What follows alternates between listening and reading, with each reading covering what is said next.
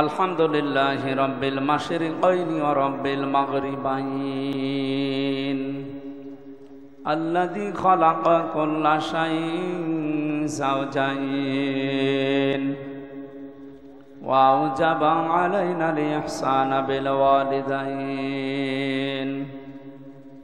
ওয়া নাশহাদু আন লা ইলাহা ইল্লাল্লাহু ওয়াহদাহু লা শারীকা লাহু وأشهد أن محمدًا عبده ورسوله سيد الكونين صلى الله عليه وعلى آله وصحابه وأتباعه أجمعين ليلا ونهارا في الطرفين فقد قال الله تعالى في كلامه المجيد وبرهانه التوحيد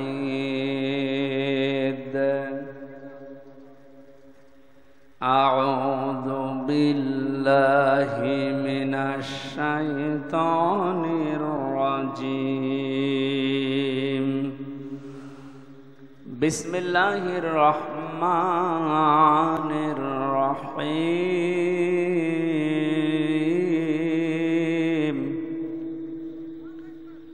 ليس البر أن تولوا وجوهكم قبل المشرق والمغرب ولكن البر من آمن بالله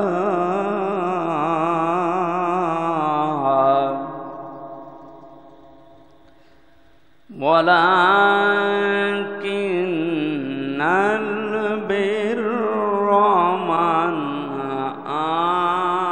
آمن بالله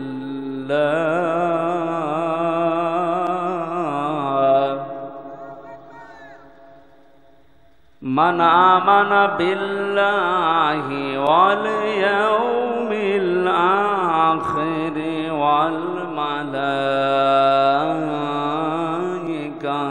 والكتاب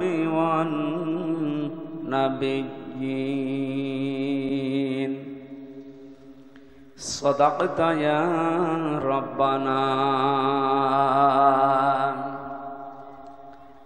عن أبي هريرة رضي الله تعالى عنه قال قال النبي صلى الله عليه وسلم الدنيا سجن المؤمن وجنة الكافر رواه ابن ماجه وقال تعالى في شان حبيبي وما زادهم إلا إيمانا وتسليما اللهم صل على سيدنا مولانا محمد وعلى آل سيدنا مولانا রেখো না মনেতে ভয় বান্দা খোদার দূর হয়ে যাবে বাধা সব তোমার আমার এক মালিক আছেন আছেন আমাদের রব আছেন আমাদের রব আলহামদুলিল্লাহ ফ্যানটা নিচে নামিয়ে দেন দেন দেন নিচে নামিয়ে দেন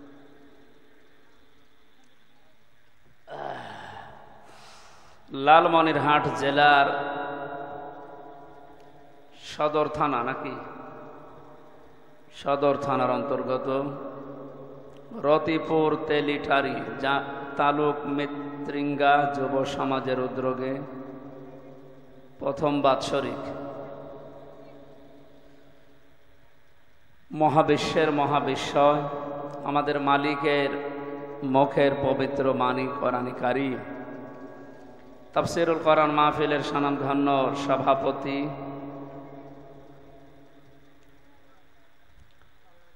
জনাব আলহাজ নূর ইসলাম সরকার আতালাল্লাহু উমরাহু ওয়া বারাকাল্লাহু ফি হায়াতি, সকলে বলেন আমিন।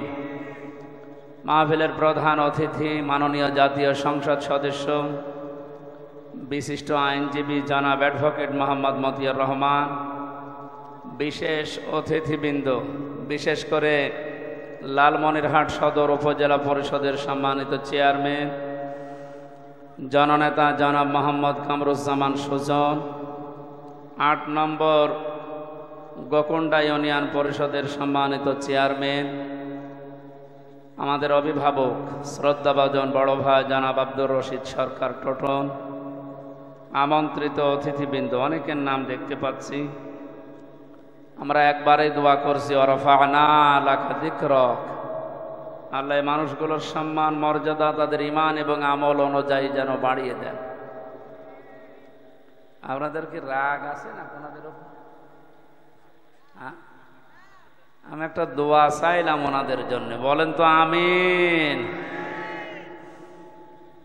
এতক্ষণ যারা আলোচনা রাখলেন সুদূর খুলনা থেকে আগত ইসলামিক চিন্তাবিদ শিক্ষাবিদ জনাব মাওলানা রবিউল ইসলাম, বিশেষ তাফসির কারক ছিলেন জনাব মাওলানা আব্দুল হালিম, মাহফিলের বরেণ্য সদস্যবৃন্দ, যাদের মাধ্যমে কোরআনে কারিমের এই আয়োজন, যে মা তাদেরকে পেটে নিয়েছে আল্লাহ যেন খাদিজাতুল কুবরার মতো বানিয়ে দেন। মঞ্চে বসা অত্র এলাকার সম্মানিত ব্যক্তিবর্গ, সামনে বসা মুসলমান ভাইরা, পর্দার আড়ালের সম্মানিতা মা এবং বোনেরা, প্রশাসনের ভাইরা, প্রাণ প্রিয় লালমনিরহাটবাসী, পৃথিবীতে কোরআনের জন্য সে যতটুকু করেছে, করছে, করবে, আল্লাহ ওইটুকু নষ্ট করবেন না। এ পৃথিবীতে সবচাইতে বড় রহমত আল্লাহর ভাষায় ৩টা, বলেন তো কয়টা? আল্লাহর কাছে মানুষ প্রতিনিয়ত এ দোয়া করে, রব্বানা হাবলানা মিন আজওয়াজিনা রব্বানা লা তুযিগ কুলুবানা বা'দা ইয হাদাইতানা ওয়া হাব লানা মিন লাদুনকা রাহমা। এই যে ওয়া হাব লানা মিন লাদুনকা রাহমা, হে আল্লাহ তোমার পক্ষ থেকে আমাদের উপরে তুমি রহমত দাও। এই আয়াতের তাফসিরে যত রহমত আল্লাহ দুনিয়াতে দিয়েছেন, সবচাইতে বড় রহমতের নাম দিয়েছেন আল্লাহ ৩টা। ১ নম্বরে কোরআন শরীফ, ১ নম্বরে কি? ২ নম্বরে আমাদের নবী মুহাম্মদ রাসূলুল্লাহ, ৩ নম্বরে আমাদের মা আর বাবা। সুতরাং ১ নম্বর রহমতের নাম যেটা এসেছে তাফসিরে, তার নাম কোরআনে কারীম। আমরা সেই কোরআন থেকে আলোচনা শোনার জন্য এখানে বসেছি। এটা রাজনৈতিক মঞ্চ না। তাফসীরুল কোরআন মাহফিল লিখে দিয়েছেন। নির্ধারিত যে আয়াত পড়লাম সূরা বাকারার ১৭৭ নম্বর আয়াতের অংশ বিশেষ, তাফসীর আকারে হক আদায় করে কথা বলার চেষ্টা চালাবো ইনশাআল্লাহ। আল্লাহ আমাদেরকে কোরআনের তাফসীর শুনে হেদায়েত পাওয়ার তৌফিক যেন দান করেন, বলেন আমিন। এই কথা বলেন কেন এই ছেলে? মাইক ম্যান, এই ফ্যানটা একটু এদিকে ঘুরিয়ে দেন, এদিকে সরিয়ে দেন যেন বাতাস লাগে। এদিকে আরো সরিয়ে দেন, এই যে জায়গায় দেন। এখানে দাঁড়িয়ে আছেন কেন? বসেন, এদিক দিয়ে দিলেও হবে, কথা বলা লাগবে না। এদিকে ঘুরিয়ে দেন, তারে ফোজে না। ঠিক আছে।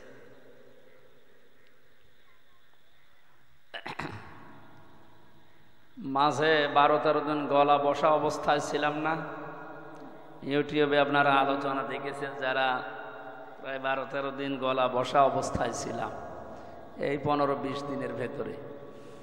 এই রংপুর শহরে মাননীয় মেয়র সাহেব মোস্তফা সাহেব নাকি যেন নাম, মোস্তাফিজুর রহমান মোস্তফা, এ ভদ্রলোক নিয়ে এসেছিল আমাকে। ওনার ওই দিনের বেলায় ফ্যান ছিল না, শরীরে ঘাম বসে গলা বসে গিয়েছিল।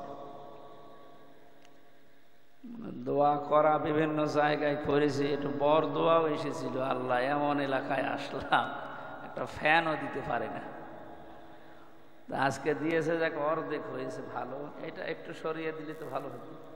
এই যে এইটা, এই আপনি কি মানুষ না মূর্তি? এই যে সরিয়ে দিলে তো হয়। ঠিক আছে, ঠিক আছে, হ্যাঁ ঠিক আছে, ঠিক আছে। জ্বর থাকলে বাড়িয়ে দেন, জ্বর থাকলে বাড়িয়ে দেন। আলহামদুলিল্লাহ। আসলে এই গরমের ভেতরে অনুষ্ঠানগুলো এখন হয় না, এগুলো শীতের সময় হয়। আপনারাও ছাড়েন না, আমিও পারি না। আল্লাহু আকবার, সেরকম হয়ে গেল। যে ইবাদতে কষ্ট বেশি, ওই ইবাদতে সওয়াব বেশি হয়। আজকে যেহেতু শীতের সময় আয়োজন হলে এত কষ্ট আমাদের হতো না। কষ্ট করে যে মানুষগুলো এসেছি, আপনারা মানুষের সংখ্যা কম, এই জন্য আফসোস করছেন না। ভালো কাজে মানুষ কমই হয়। পৃথিবীতে শয়তানের যে সমস্ত কাজ কারবার আছে, আপনি তাকান, ওখানে মানুষ টিকিট কেটেও জায়গা পাচ্ছে না। আর এই জায়গায় মানুষকে দাওয়াত দিয়ে নিয়ে আসা যাচ্ছে না। তার মানে জান্নাতে যাবে যারা, তাদের সংখ্যা কমই হবে। কোরআনে কারীম যদি কিয়ামতের ময়দানে কারোর জন্য সুপারিশ করে, সে জান্নাত পাবে, মাস্ট বি, পাবে। আর যদি কোরআনে কারীম বলে না, এর জান্নাতে দেওয়া যাবে না, আল্লাহ আপনাকে জান্নাত দেবে না, এটাই ফাইনাল। আল কোরআনু হুজ্জাতুল লাকা ওয়া আলাইকা। নবীজি বলেন, এটা যদি পক্ষে সাক্ষী দেয়, তুমি বিশ্বাস করতে পারো আল্লাহ তোমাকে জান্নাত দেবে। যদি বিপক্ষে যায়, আর দুনিয়াতে যদি তুমি আকাশ দিয়ে উড়িয়েও যাও, তারপরও তুমি জাহান্নামে। আল্লাহ আমাদেরকে পক্ষে থাকার তৌফিক দিন, বলেন আমিন। এটা নাজিল হওয়ার পর থেকে আজকের এই দিন পর্যন্ত কথা শুনতেছেন। এটা কি কবরস্থান? পাশে আছে, এরা তো না। আপনারা জিন্দা মানুষের মতো জবাব দেবে। কোরআন নাজিল হওয়ার পর থেকে আজকের এই দিন পর্যন্ত যাদের সামনেই নবীজি কোরআন পড়েছেন, শুনিয়েছেন, বুঝিয়েছেন, এই মানবতা কোরআনে কারীমকে রিসিভ করার ব্যাপারে, শোনার ব্যাপারে 3 শ্রেণীতে বিভক্ত হয়েছে, এখন হচ্ছে, কিয়ামত পর্যন্ত এরকম থাকবে। কয় প্রকার বলেন তো? 1 নম্বরেই কোরআন শুনলেই, ওই 1500 বছর চলছে, শুনলেই বাধা দিত। আল্লাহ তাদের নাম দিয়েছেন কাফের। নাম কি? এখন তো আর কাফের নেই না। এদেশে আমরা 96% মুসলমান, 4% আছে অন্যান্য জাতি। তো ওরা তো জীবনে কোরআনে বাধা দেওয়ার সাহস পাবে না। তাহলে মুসলমান আমরা যারা 96% দাবি করছি, যাদের ছোটকালে মুসলমানই দেওয়া আছে, এই মানুষগুলো যদি কোরআনে বাধা দেয়, আল্লাহর কোরআনের আয়াত অনুযায়ী ফতোয়া, তারা কি? এটা তো আমি বানালাম না। সূরা হামিম সেজদার 26 নম্বর আয়াতে আল্লাহ জানিয়েছেন, ওয়াকালাল্লাযীনা কাফারু লা তাসমাউ লিহাযাল কুরআন আলগাউ ফীহি লাআল্লাকুম তাগলিবুন। আল্লাহ পাক বলেন, হে নবী, কোরআন নাজিল হওয়ার পরে কাফেরেরা সিদ্ধান্ত নিয়েছিল, এখনো নিচ্ছে, ভবিষ্যতে কিয়ামত পর্যন্ত যারা কাফের, তারা এই সিদ্ধান্ত নেবে কি? লা তাসমাউ লিহাযাল কুরআন, হে পৃথিবীর মানুষেরা, এই কোরআন শুনতে যেও না, কোরআন শোনা যাবে না, এর প্রসারে যেভাবেই হোক বাধা দাও, বন্ধ করে দাও। শুধু বাধা দাও, বন্ধ করে দাও, এতটুকু তারা শেষ করেনি। আল্লাহ বলেন, ওয়ালকাউ ফীহি, এটা কি করে বন্ধ হয় সেই চেষ্টা করো। দরকার হয় হট্টগোল বাঁধাও, ঢোল ঢুকি তবলা বাজাও, বিশৃঙ্খলা তৈরি করো, আতঙ্ক তৈরি করো, যেভাবেই হোক এর প্রসারে বাধা দাও। লাআল্লাকুম তাগলিবুন, আশা করা যায় তোমরা বিজয় হবে। তোমরা যে চিন্তা ভাবনা নিয়ে চলতে চাও ওই চিন্তা গালেব হবে। এই যে চিন্তাটা ছিল কাফেরদের, কাদের? তাহলে আজও দুনিয়াতে যদি কেউ এই চিন্তা ভাবনা নিয়ে কোরআনে কারিমের প্রসারে বাধা দেয়, বুঝবেন ওটা টাটকা নির্ভেজাল কাফের। মনে করেন না, নামের আগে মুসলমান লেখা আছে, মোহাম্মদ লেখা আছে, মসজিদের সভাপতি, ও ঈদগাহ কমিটির সেক্রেটারি। আরে ভাই, ও তো এই কি লালমনিরহাট মসজিদের সভাপতি, আর আবু জাহেল ছিল কাবা শরীফের সভাপতি। বলেন তো, কাবা শরীফের সভাপতি হওয়ার পরেও যদি ও কাফের হয়, এই লালমনিরহাট জেলার কোনো খবর আছে? একটাই কথা, ও বাধা দিয়েছিল কোরআনে। এই যে আয়াতটা বললাম সূরা হামিম সেজদার 26 নম্বর আয়াত, ওই জামানায় যেহেতু ও ক্ষমতায় ছিল, ওর একটা সংসদ ছিল, নাম ছিল দারুন নদওয়া। ওই জায়গায় যে আইন পাশ করেছিল সেটা এইটা, যে সব চলতে দেওয়া যাবে, কোরআনের আলোচনা মোহাম্মদ যেখানে করবে ওইটা বাধা দেওয়া লাগবে। এই সিদ্ধান্ত কাফেরের। কার? এবার আমি একটু শক্ত কথা বলছি, কাফেরের জানাজা পড়া, দোয়া করা জায়েজ আছে? আপনারা মনে হয় আমার ভাষা বোঝেন না। কাফের মরে গেলে দোয়া করা জায়েজ আছে, জানাজা পড়া না। কেন বলেন তো? কারণ আল্লাহ তাকে মাফ করবে না। বিশ্বনবী মুহাম্মদুর রাসূলুল্লাহ নিজে পর্যন্ত, তার চাচা কাফের ছিল, তার চাচা কাফের ছিল না? তিনি একবার দুইবার না, কবরের পাশে যে আবু তালিবের জন্য দোয়া করেছিলেন, আল্লাহ তুমি আমার চাচা আবু তালিবকে মাফ করে দাও। সঙ্গে সঙ্গে জিবরাইল এসে বলেছেন, হে নবী হাত নামান। কার জন্য হাত তুলেছেন? এই লোকটা আপনার চাচা, আল্লাহ ভালো করে জানে। এটা দুঃসম্পর্কের, গ্রাম সম্পর্কের চাচা না, এটা আপন চাচা, আল্লাহ তাও জানে। কিন্তু লোকটা তো মুশরিক। লোকটা কি? আরো জোরে বলে। সে আল্লাহ একজন আছে বিশ্বাস করত, কাবা ঘর আল্লাহর ঘর এইটাও বিশ্বাস করত, কিন্তু আল্লাহর বিধানের সাথে, আল্লাহর শক্তির সাথে ও শিরিক করত। ও মারা যাওয়ার সময় আপনি বারবার ওর কানের কাছে গিয়ে বলেছিলেন, চাচা, ইয়া আম্মি আবি তালিব, লা ইলাহা ইল্লাল্লাহ হাজ্জুল লাকা ইনদাল্লাহি ইয়াউমাল কিয়ামা, রাহুল বুখারী। হে নবী, আপনি বারবার তাকে বলছিলেন চাচা, জোরে বলার দরকার নেই, শুধু কানের কাছে মুখটা নিয়ে আস্তে করে বলেন, লা ইলাহা ইল্লাল্লাহ মুহাম্মাদুর রাসূলুল্লাহ বলা লাগবে না। শুধু আল্লাহর সাক্ষীটা আপনি দেন, রিসালাতের সাক্ষী আপনাকে দেওয়া লাগবে না, ওটা আমি নিজে সাক্ষী দিয়ে দেব। আপনি শুধু আল্লাহর সাক্ষীটা যদি দিতে পারেন, আমি নবী মুহাম্মাদুর রাসূলুল্লাহ কিয়ামতের দিন আপনার জন্য ঝগড়া করে জান্নাতে পৌঁছে দেব। পাশে দাঁড়িয়েছিল আবু জাহেল আর আবু সুফিয়ান।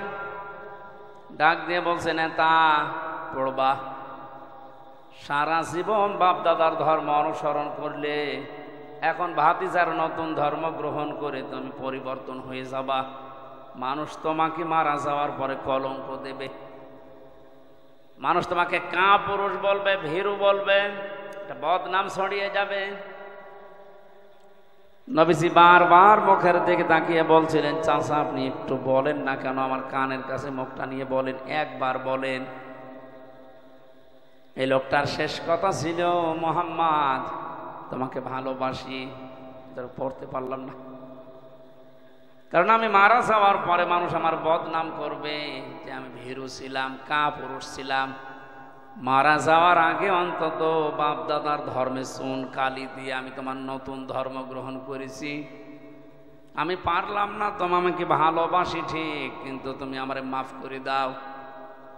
ও লালমনিরহাটবাসী, কথাগুলো বিবেক দিয়ে কান দিয়ে শোনেন তো।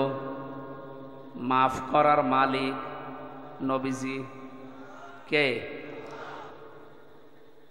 নবীজির মন খারাপ হয়ে গেল, সঙ্গে সঙ্গে কোরআনে কারিমের আয়াত নিয়ে ফেরেশতা জিবরাইল এসেছে। ইন্নাকা লা তাহদি মান আহবাবতা ওয়ালাকিন্নাল্লাহা ইয়াহদি মান ইয়াশা ওয়া হুয়া আ'লামু বিল মুহতাদিন। সূরা কাসাস 20 নম্বর পারা 11 নম্বর পৃষ্ঠা 9 নম্বর লাইনের 156 নম্বর আয়াত। এটা তাফসিরে ইবনে কাসিরের ভেতরে পাবেন। আল্লাহ পাক বলেন, হে নবী, আপনি মন খারাপ করেন কোন কারণে? হেদায়েত তো আপনার হাতে আমি দেইনি যে যাকে ভালোবাসেন, যাকে মনে করেন, ইচ্ছা করেন তারই দিয়ে দেবেন। এটা আমি আল্লাহ নিজের হাতে রেখেছি। আমি জানি হেদায়েত কারে দেওয়া লাগবে। এই লোকটা আপনার চাচা, আমি তো দেখতে পাচ্ছি। আপনি বারবার চেষ্টা করলেন, কিন্তু লোকটা তো মন নেই হেদায়েত নেওয়ার। এই জন্য আমি আল্লাহ ওকে হেদায়েত দেইনি। কারণ আমি আল্লাহ মানুষের মনের দিকে তাকিয়ে আছি, ওর মনটা কোন দিকে। এত কিছুর পরও আপনি যখন ওর কবরের পাশে দাঁড়িয়ে হাত তুলেছেন, আমি বাধ্য হয়েছি ফেরেশতা জিবরাইলকে দিয়ে আপনার হাত নামিয়ে দিতে। রংপুর বিভাগের মানুষেরা একটু ভাবেন যে নবী কোনোদিন হাত তোলা লাগে নাই, মনের ভেতরে কামনা আসলেই দোয়া কবুল হয়ে যেত। উনি যদি দুনিয়া থেকে এক পা তুলতেন, সঙ্গে সঙ্গে আরো সে পৌঁছিয়ে যেত। আকাশের দিকে তাকিয়ে শুধু আঙ্গুলে ভাবে ইশারা দিয়েছিলেন, চাঁদ পর্যন্ত 2 টুকরা হয়ে গেছে। জীবিত অবস্থায় যদি বলেছেন হ্যাঁ, তামাম দুনিয়ার মানুষের জন্য ওটা হালাল হয়ে গেছে। যদি বলেছেন না, তামাম দুনিয়ার মানুষের জন্য ওটা হারাম। কত বড় পাওয়ার ছিল বলেন তো তার। এই মানুষটা নিজের চাচা মুশরিক, এজন্য আল্লাহ দোয়া ফেরত দিচ্ছে, কবুল হচ্ছে না। অথচ আমাদের এই দেশে টাটকা কাফের মুশরিক মরে যায়, আর আমরা দোয়া করে গরু জবাই করে ওরে জান্নাতে দিয়ে আসি। মনে হয় যে কন্ট্রাক্টারই নিয়েছে। জান্নাতে হুজুরের বাবার নাকি? এ পুরাটা একেবারে ধোঁকাবাজি ছাড়া কিচ্ছু না। কাফেরের জন্য, মুশরিকের জন্য দোয়া করা দূরের কথা, ওর কবরের পাশে দাঁড়ানো যায়। এইটা তো আমি বানালাম, বলছেন না। সূরা তাওবা 10 নম্বর পারা 19 নম্বর পৃষ্ঠা। কিচ্ছু লাগবে না, কিচ্ছু লাগবে না। 1 ঘন্টা একেবারে এইভাবে স্টপ হয়ে থাকে।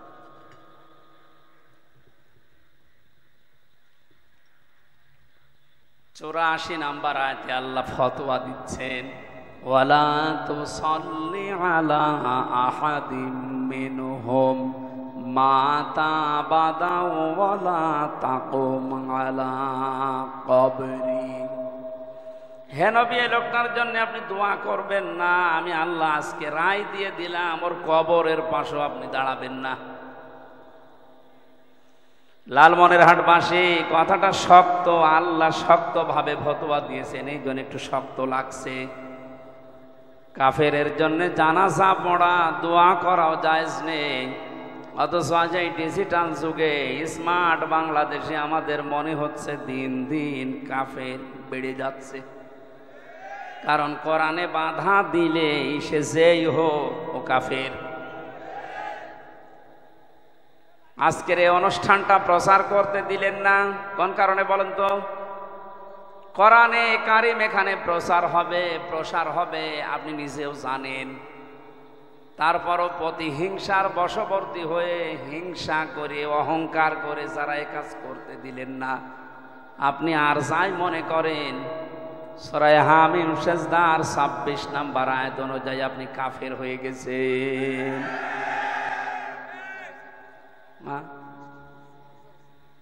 প্রচার হয়েছে।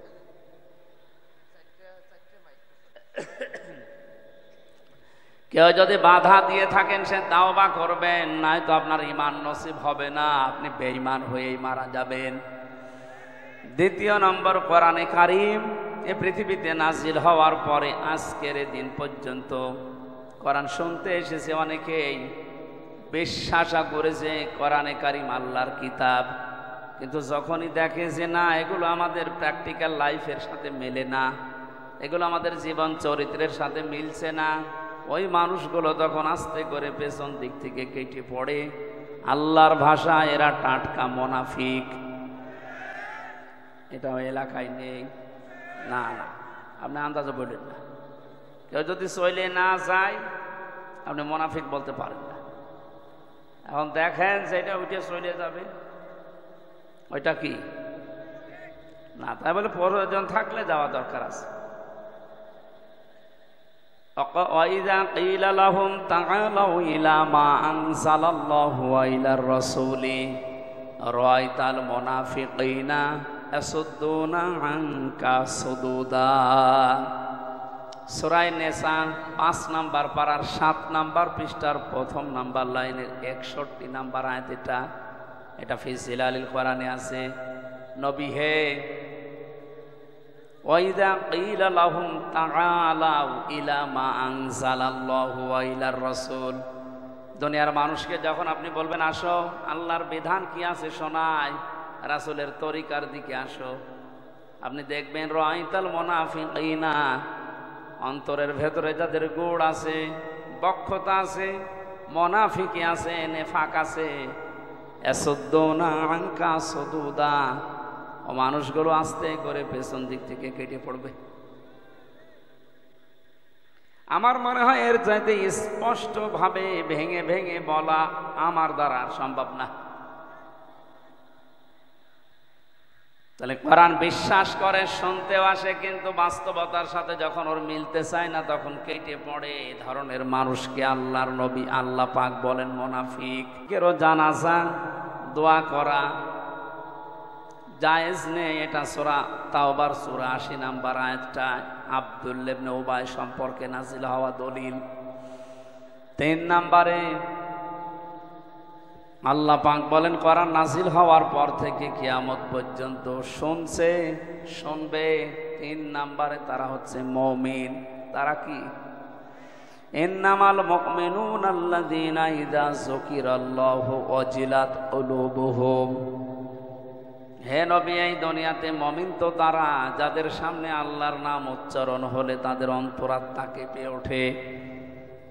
ইয়াদের তাফসির করতে গিয়ে তাফসিরে কোরআন বিল কোরআন আমি দেখেছি বাইজাবির ভেতরে আছে, এই যে 2-3 দিন আগে চলে গেল কোরবানি। এই কোরবানি যদি দুনিয়াতে কেউ কবুল করাতে চায়, পৃথিবীর ময়দানে তার 4টা গুণ থাকা লাগবে। যারা এলাকায় কোরবানি দিয়েছেন আপনি দেখেন তো আপনারটা আল্লাহর আরশে পৌঁছিয়ে গেল কিনা। ওয়ালিকুল্লি উম্মাতিন জাআলনা মানসাকান, আল্লাহ পাক বলেন প্রত্যেকটি জাতির জন্য আমি কোরবানির এই বিধান এটা দিয়েছিলাম, শুধু তোমাদের জন্য দিয়েছি তা না। দুনিয়া তৈরি হওয়ার পর থেকে এখন পর্যন্ত, এখান থেকে কিয়ামত পর্যন্ত এই বিধান থাকবে। হ্যাঁ, তাদের ধরন হয়তো আলাদা ছিল, তাদের সিস্টেম ছিল, পদ্ধতি ছিল হয়তো ভিন্ন ভিন্ন।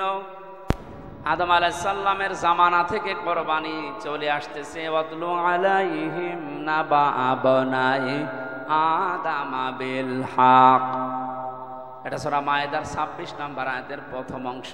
হে নবী, আপনি আদম আলাইহিস সালামের 2 সন্তানের কাহিনী সঠিকভাবে আপনার উম্মতদের সামনে তুলে ধরেন। তার সন্তানেরা হাবিল আর কাবিল কোরবানি দিয়েছিল। ওদের সিস্টেম ছিল চাটিয়াল ময়দানে কোরবানি জবাই করে রেখে আসতো পশু। যার টাকা হালাল, যার কর্মজীবন হালাল, আগুনের ঝলক আকাশ থেকে সেটা পুড়িয়ে ফেলতো। আর যার 2 নাম্বার টাকা, ওরটা আর পোড়াতো না, ওইভাবেই থেকে যেত।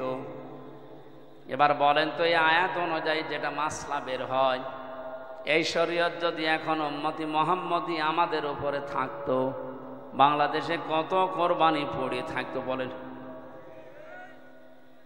আমার তো মনে হয় 100 জনের 95 জনেরটা পড়ে থাকতো।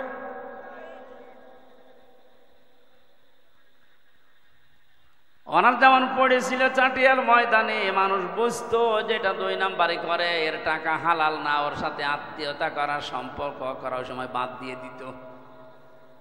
আল্লাহ আমাদের বাঁচিয়েছে যে ওই শরীয়তটা আমাদের উপরে নেই।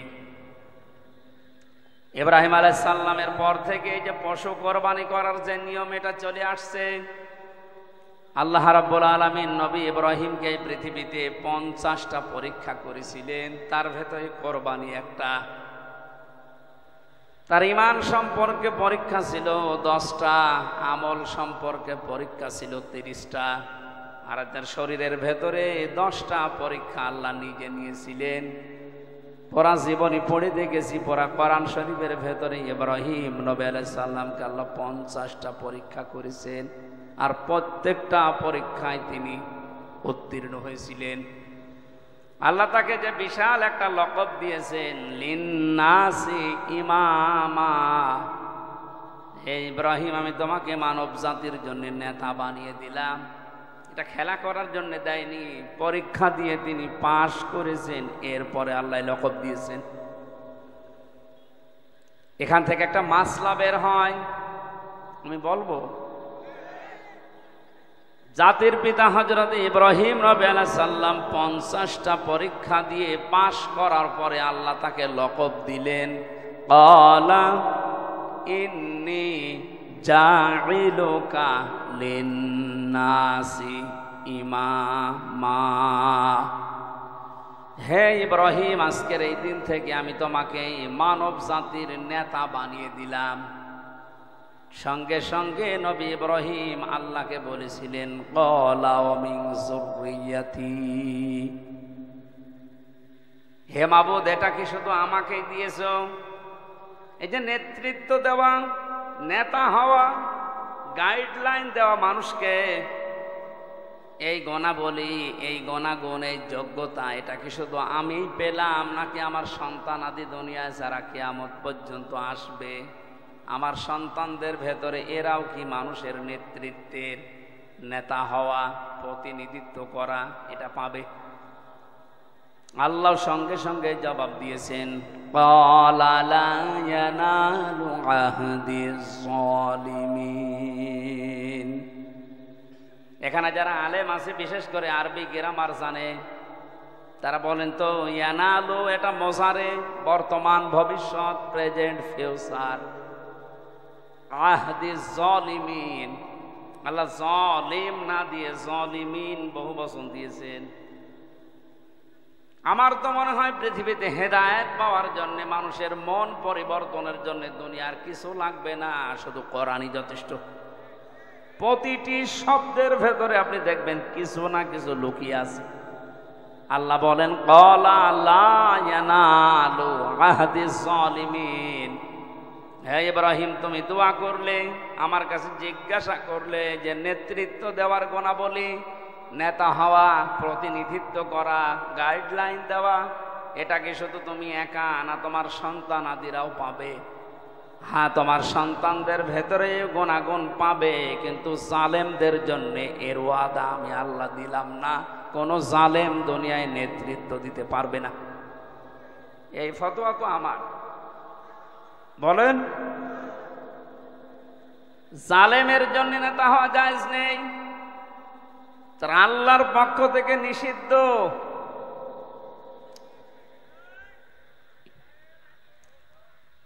অথচ তামাম পৃথিবীর দিকে তাকালে একটা বিষয় আমরা ক্লিয়ার, এখন তামাম দুনিয়ার দিকে তাকান, বড় বড় জালেম সারা দুনিয়াতে, তারা আজ বড় নেতা হয়ে বসে আছে। এই যে ফিলিস্তিনে পাখির মতো মানুষ হত্যা করছে এই জালেমেরা, ওরাই দুনিয়ার বড় নেতা। তো জালেমের জন্য নেতা হওয়াই জায়েজ নেই। ইব্রাহিম নবী আলাইহিস সালাম আমাদের জাতির পিতা, উনি থেকে শুরু করেছে এই যে কোরবানি, চলছে, চলবে কিয়ামত পর্যন্ত এই পশুর মাধ্যমে। আল্লাহ রাব্বুল আলামিন জানিয়েছেন, এটা সূরা হজের 34, 35, 36 নাম্বার আয়াতগুলোতে আছে। আল্লাযীনা ইযা যুকিরাল্লাহু ওয়াজিলাত কুলুবুহুম ওয়াস-সাবিরিনা আলা মা আসাবাহুম ওয়াল মুকিমিস সালাতি ওয়া মিম্মা রাযাকনাহুম ইউনফিকুন। একটু খেয়াল করে মিলান তো আপনার পেছনেরটা। এই যে 2-3 দিন ধরে যা করলেন, এই কোরবানিটা আসলেই কবুল হইল কিনা, নাকি টাকাগুলো সব খালি গোশতের ভেতরে চলে গেল? এক নম্বরে যাদের সামনে আল্লাহর নাম, আল্লাহর আয়াতের কথা, আল্লাহর বাণী উচ্চারণ করলেই তারা ভয়ে কেঁপে ওঠে, না জানি এগুলো আমার জীবনে আছে কিনা, আমি তো এগুলো মানতেও পারি না। তখন ওরা ভয় পায়, অন্তরের ভেতরে কাঁপ ধরে। এই গুণ আজ আমাদের ভেতরে নেই। আর আল্লাহর আয়াত শুনলে অনেকের বিদ্যা আরো বাড়ে। তার মানে আল্লাহর কথা শুনলে যারা ভয় পায় না, তাদের কোরবানি কবুল হয়নি। আমার ভাষা বোঝেন তো? 2 নম্বরে অস-সাবিরিনা আলা মা আসাবাহুম, দুনিয়াতে যাদের উপরে বিপদ আপদ আসলে যে মানুষগুলো ধৈর্য ধারণ করে। আয়াতের তাফসিরে আমি যত মুফাসসিরের কওল মিলিয়েছি, সব মুফাসসির আয়াতের ব্যাপারে একমত।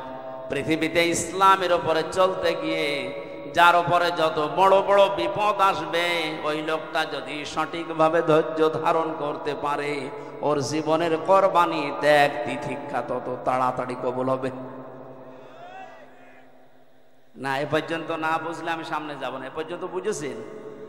ইসলামের উপরে টিকে থাকতে গিয়ে যার বিপদ আপদ মুসিবত যত বেশি আসবে, আর ওই লোকটা যদি টিকে থাকার জন্য ধৈর্য ধারণ করে ওভারকাম করার জন্য চেষ্টা চালায়, ওর জীবনের কোরবানি শুধু পশু না, ওর যে ত্যাগ তিতিক্ষা যা করেছে ইসলামের জন্যে, যত কষ্ট সহ্য করেছে, ওইগুলো সব তাড়াতাড়ি আল্লাহর দরবারে কবুল হবে। এবার আপনি মিলান আপনার হচ্ছে কিনা। আপনি কি করেছেন ইসলামের জন্যে? কয়দিন কষ্ট করেছেন ইসলামের জন্যে? কয়দিন আপনি আতঙ্কে থেকেন ইসলামের জন্যে? অথচ বিশ্বনবীর মতো মানুষ জীবিত অবস্থায় 82 বার ইহুদিদের টার্গেট হয়েছিলেন, তাকে হত্যা করে ফেলবে। আপনার জীবনে এরকম কোনো মুসিবত কষ্ট নেই। আপনার বিভিন্ন লাইন দিয়ে টাকা পয়সা আসে, আপনি ওইগুলো উত্তোলন করেন, খান, আর আল্লাহ আল্লাহ করেন, আপনার কোনো বিপদ নেই। না, আপনার জীবনের কোরবানি তাড়াতাড়ি কবুল হওয়ার জন্য আয়াতের এই দ্বিতীয় শব্দের দিকে খেয়াল করবেন। অস-সাবিরিনা আলা মা আসাবাহুম, তাদের উপরে বিপদ আপদ আসলে ওরা ওভারকাম করার জন্য চেষ্টা চালায়। হ্যাঁ, হতাশ হয়ে পড়ে না, হায় হতাশ করে না, কি হয়ে গেল, কি হচ্ছে, আর হবে না। না, ও মানুষগুলো ওগুলো থেকে পরিত্রাণ পাওয়ার জন্য, ওই বিপদকে ওভারকাম করার জন্য তারা চেষ্টা চালায় ধৈর্যের সাথে, এই বিশ্বাস নিয়ে যে আল্লাহ আমাদের সাথে অবশ্যই আছেন। কারণ কোরআনে কারিমে আল্লাহ বারবার আমাদের জানিয়েছেন, ইন্নাল্লাহা মা'আস সাবিরিন, অবশ্যই আমি আল্লাহ সবের যারা ধৈর্যশীল তাদের সাথে আছি। আপনি পুরা কোরআনে এমন কোন কথা পাবেন, ইন্নাল্লাহা মা'আজ জালিমিন, আমি জালেমদের সাথে আছি, বলেন? নেই। 2-3 দিন আগে যেহেতু এই বিধানটা আমাদের এখনো পর্যন্ত চলমান চলে যাচ্ছে, আপনি একটু মিলিয়ে দেখবেন, যদি কবুলই না হয় তাহলে আপনি দিলেন কেন? আপনি ওই টাকাগুলো দিয়ে গরু জবাই করে যদি এই গোশত খাওয়ারই উদ্দেশ্য হতো, আমার মনে হয় 1 বছর ওই টাকা দিয়ে আপনি গোশত খেতে পারতেন। সুতরাং কোরবানি কবুল হয়েছে 2 নম্বরে তাদের, এই পৃথিবীতে যারা বিপদে আপদে মুসিবতে ধৈর্য ধারণ করে টিকে আছে। 3 নম্বর হল মুকিমিস সালাত, যারা দুনিয়াতে নামাজকে দাঁড় করানোর জন্য চেষ্টা চালায়। যদি বলেন হ্যাঁ আমি তো করি, না, আপনি নামাজ পড়েন, আপনি নামাজ পড়েন, আমিও নামাজ পড়ছি, কিন্তু নামাজ দাঁড় করানোর জন্য, কায়েম করার জন্য আমাদের কোনো চেষ্টা নেই। আরো এই চেষ্টা যারা করে তাদেরকে আমরা আরো বাঁশ দেই। আরে ভাই, পুরা কোরআনে শুধু এক জায়গায় পাবেন নামাজ পড়ো, আর 82 জায়গায় আছে নামাজ দাঁড় করাও। একের মর্ম বুঝে আপনি সারা জীবন নামাজ পড়তেছেন, 82 বার যে আল্লাহ বললে আকিমুস সালাত, নামাজকে দাঁড় করাও। হ্যাঁ, বাংলাদেশে আজ নামাজের অনুষ্ঠান হয়, 5 ওয়াক্ত মসজিদে আজান হচ্ছে, ইমাম আছে, খতিব আছে, নির্ধারিত সময়ে একামত দিয়ে নামাজ হচ্ছে কাতার সোজা করে। কিন্তু এই নামাজ থেকে 27টা শিক্ষা আল্লাহ দিতে চায়, একটা শিক্ষা আমাদের ব্যক্তি জীবন থেকে আন্তর্জাতিক জীবন পর্যন্ত নেই। শুধু কাতার সোজা করো ইমাম যখন বলে, 16 সাল থেকে পর্যন্ত এই 3 বছর বাদ দিয়ে আমি যতবার কাবায় গেছি, মসজিদে নববীতে গেছি, ওই দেশের নিয়মই প্রথমে কাতার সোজা করো, আরবিতে এটা বলে। ইমাম সাহেব আগেই তাকিয়ে বলে আগে কাতার সোজা করো। ওই সময় 16 সালেও বুঝি নাই, 17, 18, 19, 20 চলে গেল, আমার বুঝে আসে নাই। বাকি 3 বছর তো জেলে ছিলাম, এখন বুঝেছি যে এটা কেন বারবার বলা লাগে। ইমাম যখন বারবার ঘোষণা দেয় যে আপনারা কাতার সোজা করেন, কাতার সোজা করেন, আমি যতটা বুঝি এই শব্দের দ্বারা, সত্যি যদি মানুষ এখান থেকে শিক্ষা নিত যে কাতার আমাদের সোজা করা লাগবে। এ কাতারের ভেতরে আমাদের রাজনৈতিক মতপার্থক্য থাকতে পারে, এক একজনের এক একটা আদর্শ আছে, কিন্তু এখানে আল্লাহর একটা বিধান পালন করা হবে, সেটা সেজদা। সেটা কি বলেন বলেন? এখানে একটা বিধান মাত্র পালন করব, তাই আমরা সব এক হয়ে গেছি। এখানে আওয়ামী লীগ, বিএনপি, জাতীয় পার্টি, জামাত, জাসদ, বাসদ নেই, সব এখন আমরা এক। আপনি আজ পর্যন্ত শুনেছেন নামাজের কাতারে দাঁড়িয়ে কোন বিএনপি বলেছে ওই আওয়ামী লীগ চলে যা পেছনে বলেছে? আপনি ওখানে আল্লাহর একটা বিধান পালন করবেন, এক হয়ে গেলেন সব। 15 বছর মামলা চলছে আপনার সাথে, যার সেই লোকটা আপনার পাশে দাঁড়িয়েছে, আপনি তাকে বের করে দেন না। কি নিলেন এই কাতার থেকে? এটা যদি সত্যি আপনি পরিবার, সমাজ, রাষ্ট্রে নিয়ে যেতে পারতেন, এই দেশে আমার মনে হয় কোনোদিন কোনো মানুষ অত্যাচারিত আর হতো না। কারণ নামাজের একটা কাতার থেকেই শিক্ষা নিয়েছি যে এখানে আল্লাহর একটা বিধান পালন করব, শুধু সবাই মিলে সেজদা দেব। এই জায়গায় যেমন সব কাঁধের সাথে কাঁধ মিলিয়ে আমি এক হয়ে গেছি, এখান থেকে বাইরে যখনই যাব তখন কিন্তু সব আমরা এক, বিশেষ করে আল্লাহর বিধানের ক্ষেত্রে। তখন আল্লাহর বিধানে হাত দেওয়ার সাহস এই দেশে কেউ করতো না। এটা তো নামাজের কাতারে গেল। এই কাতারটা পৃথিবীর 57টা মুসলিম রাষ্ট্র, এখন সবাই তো নামাজ পড়ছে। যদি এই শিক্ষাটা নিত যে আমরা সব এক, তাহলে ফিলিস্তিন আমার মনে হয় স্বাধীন হয়েছে। তো ওখানে অত্যাচার করার সাহস কেউ পেত না, কারণ আমরা সবাই কাতার সোজা করে ফেলেছি। হচ্ছে না। কোরবানি কবুল হওয়ার জন্য নামাজকে আজ দাঁড় করাতে হবে আমাদের। নামাজের পঠিত বিষয় থেকে 25টা, আর নামাজের অনুষ্ঠান থেকে 27টা। এই 52টা শিক্ষা আল্লাহ আমাদের জীবনে দিতে চান। কিয়ামত পর্যন্ত হায়াত পেয়ে নামাজ পড়িয়েই যাচ্ছি, একটা শিক্ষাও নিতে পারি না, আপনার কোরবানি কবুল হচ্ছে না। 4 নাম্বারটা আরো কঠিন। وَمِمَّا رَزَقْنَاهُمْ يُنْفِقُونَ। আল্লাহ পাক বলেন, হে নবী, দুনিয়াতে যার যতটুকু সামর্থ্য আছে, ওই টাকা পয়সা বলেন, অর্থ সম্পদ বলেন, তার মেধা, যোগ্যতা, তার ক্ষমতা, তার প্রভাব প্রতিপত্তি, যার যতটুকু আছে সে যেন আল্লাহর জন্য, মানবতার জন্য ব্যয় করে। আপনার কতটুকু ব্যয় হচ্ছে? আপনার যোগ্যতা, আপনার মেধা, আপনার ক্ষমতা বলেন। আপনি তো কোরবানি করে আসলেন 2.5 লাখ টাকা দিয়ে, আপনার ক্ষমতাটা কতটুকু মানবতার জন্য, আল্লাহর বিধানের জন্য আপনি ব্যয় করতে পারছেন, আপনি নিজেকে প্রশ্ন করেন।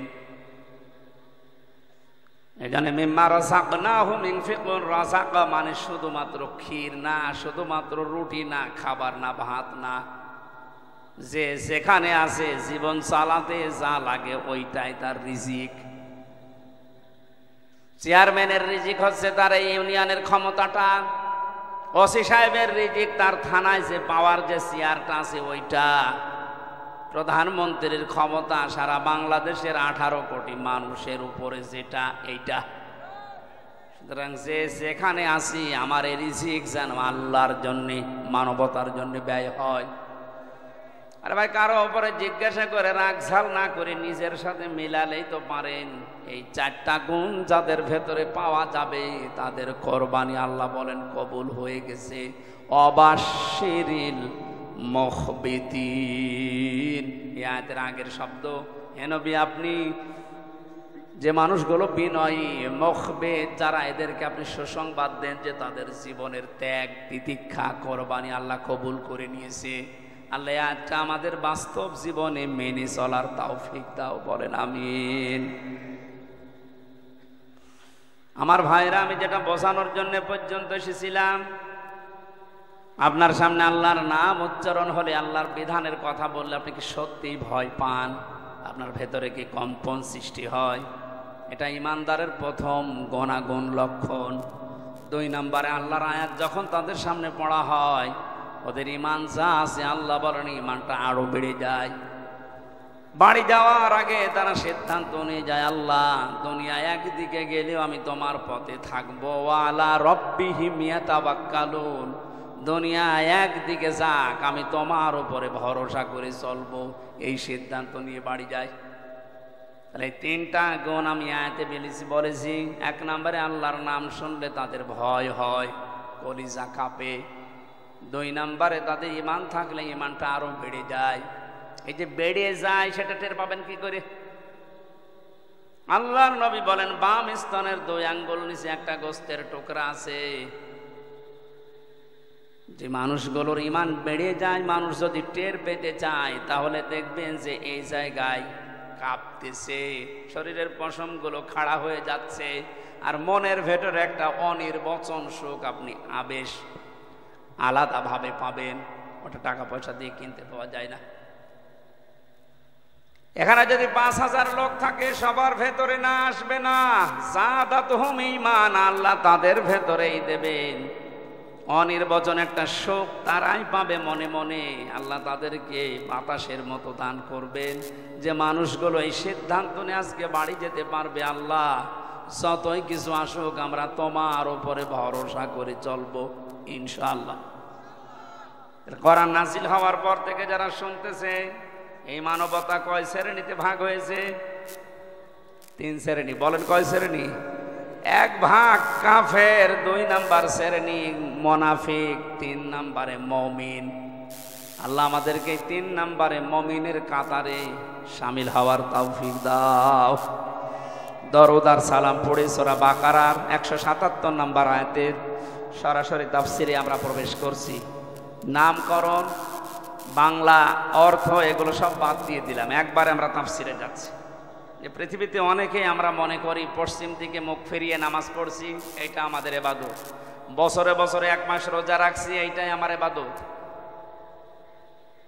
সম্পদ আছে, বছরে বছরে হিসাব করে যাকাত দিয়ে দিচ্ছি, এইটাই আমার ইবাদত না। আল্লাহ বলেন পৃথিবীতে 10টা কাজ যারা দুনিয়ায় করতে পারে, এই মানুষগুলো যেন মনে করে যে না, আমি আসল নেকির কাজে আছি। শুধু পশ্চিম দিকে মুখ ফেরানো, নামাজ পড়া, 1 মাস রোজা রাখা, এইটাই নেকির কাজ না। কে বলছেন বলেন তো? কথা বুঝতেছে? আমাদের এই ধারণা যাদের আছে, আল্লাহ এই ধারণার উপরে কোড়াল দিয়েছে। এই জন্য শব্দটা প্রথমে দিয়েছেন লাইসা, কখনোই না। লাইসাল বিররান তুওয়াল্লু ওয়ুজুহাকুম কিবালাল মাশরিকি ওয়াল মাগরিবি। কেউ যদি মনে করে আমি পশ্চিম দিকে পূর্ব দিকে মুখ ফিরিয়ে নামাজ পড়ি, এটাই আমার হয়ে গেল নেকির কাজ, আল্লাহ বলেন কখনোই না। এটা নেকির কাজ আসল না। ওয়ালাকিন্নাল বিররা মান আমানা বিল্লাহ, আসল নেকির কাজ ওইটা যে লোকটা আল্লাহতে বিশ্বাসী। কিতে? এখন যদি বলেন আমি তো আল্লাহকে বিশ্বাস করি, আরে ভাই এটা তো আমি সেই কায়দা যখন পড়েছি তখন থেকেই পড়ে এসেছি, কিন্তু মর্ম বানিয়ে বিল্লাহ এটা বুঝি নাই। এখন বুঝতেছি যে কি বলেছিলাম সেই 2001 সালে। আমি ওই সময় ভর্তি হয়েছিলাম মাদ্রাসায়, ওই সময় কি বলেছিলাম তখন টের পাইনি, এখন টের পাচ্ছি যে বিল্লাহ কারে বলে। এখানে যারাই পড়েছেন ছোটবেলায় আমানতু বিল্লাহি কামা হুয়া বিআসমাইহি ওয়া সিফাতিহি ওয়া ক্বাবিলতু জামিয়া আহকামিহি ওয়া আরকানি, এটা কায়দার শেষে নেই? পড়েছেন না? কি পড়েছিলেন? সরাসরি বলছে একেবারে বাংলা ভাষায়। কেউ যদি বলে আল্লাহ আমি মুত্তাকি, আমি সাদিকিন, আমি নেককার, আল্লাহ বলেন তোকে দুনিয়ায় 10টা গুণ অর্জন করা লাগবে। এখানে যারাই বসে আছেন শুধু বড় বড় জামা গায়ে দিয়ে, পাগড়ি মাথায় দিয়ে, জোব্বা গায়ে দিয়ে যদি মনে করেন হাতে আমার তসবিহ আছে, আমি নেককার হয়ে গেছে, আমি মুত্তাকি, আমি আল্লাহর ওলি, আল্লাহ বলেন না, 10টা গুণ তোর ভেতরে থাকা লাগবে। তাহলে আমি আল্লাহর ভাষায় তুই সাদিকিন, সত্যবাদী, তুই ইমানের দাবিতে সত্যবাদী, তুই মুত্তাকি। আর মুত্তাকিদের জন্য আমার বাগান, আমার জান্নাত আমি বানিয়েছি। আলোচনাটা খুব গুরুত্বপূর্ণ, এখন থেকেই শুরু করা লাগবে এই 10টা গুণ অর্জন করার। 1 নম্বরে গুণ হচ্ছে আল্লাহ বিশ্বাসী। কিসে? আল্লাহকে যদি বলে আমি ঈমান এনেছি, আল্লাহ তোমার উপরে বিশ্বাস করি, এই পৃথিবীতে কমপক্ষে তাকে 4টা কাজে আঞ্জাম দেওয়াই লাগবে, যেটা কায়দায় পড়ানো হয় ছোটবেলায়। আল্লাহ বলেন আমানতু বিল্লাহ, কেউ যদি বলে আল্লাহ আমি ঈমান এনেছি আল্লাহর উপরে, কোন আল্লাহ? কামা হুয়া, যার অস্তিত্ব আছে। লালমনিরহাটবাসী আমরা এমন আল্লাহকে বিশ্বাস করি যার অস্তিত্ব নেই। মনে হয় ভাষাটা কঠিন হয়ে যাচ্ছে। আমরা কি এমন আল্লাহকে বিশ্বাস করি যার অস্তিত্ব নেই? বলেন। আমানতু বিল্লাহি বলার পরেই তো বলা হয় কামা হুয়া, আমি এমন আল্লাহকে বিশ্বাস করি যার অস্তিত্ব আছে। এতটুকু আপনি শেষ করেননি, দ্বিতীয় বাক্যে বলেছিলেন বিআসমাইহি, আমি এমন আল্লাহকে বিশ্বাস করি যার নাম আছে। কি আছে? এখন যদি বলেন অন্যান্য জাতি যারা আছে, আপনি হিন্দুদেরকে বলেন, খ্রিস্টানদেরকে বলেন, বৌদ্ধদেরকে বলেন, ইহুদিদেরকে বলেন, ওরাও এগুলো মানে। ওরাও বলে আমরা আল্লাহকে বিশ্বাস করি, তার অস্তিত্ব আছে। হয়তো আমরা যাকে বলছি আল্লাহ ওইটা ওরা বলছে না, ওরা 33 কোটি দেবতা মনে করেন, ওদের অস্তিত্ব নেই। বলেন না কেন? তাহলে আমাদের কথা প্রথম, ওদের কথার সাথে মিল আছে। দ্বিতীয় নম্বরটা বিআসমাইহি, আমরা এমন আল্লাহকে বিশ্বাস করি যার নাম। বলেন বলেন। হিন্দুদের বলেন, ওরাও বলবে আমরা এমন দেবতায় বিশ্বাস করি যার নাম আছে। আপনার দেবতার নাম কয়টা? আমাদের আল্লাহ যাকে বলি তার নাম কয়টা বলেন তো? 5000। 99টা শুধু কায়দার পেছনে আছে। তাফসিরের ভাষায় আমি পেয়েছি আল্লাহর নাম আছে 5000। আপনি 5000 শুনে সুবহানাল্লাহ বলছেন। হিন্দুদেরকে বলেন আপনাদের দেবতার কয়টা? ওর 33 কোটি। তার মানে ওদের যে দেবতা, আমাদের যে মালিক যে আমরা বলি আল্লাহ, তার অস্তিত্ব আছে, ওদেরও অস্তিত্ব আছে, ওদেরও নাম আছে, আমাদেরও নাম আছে। 3 নাম্বারটায় যান।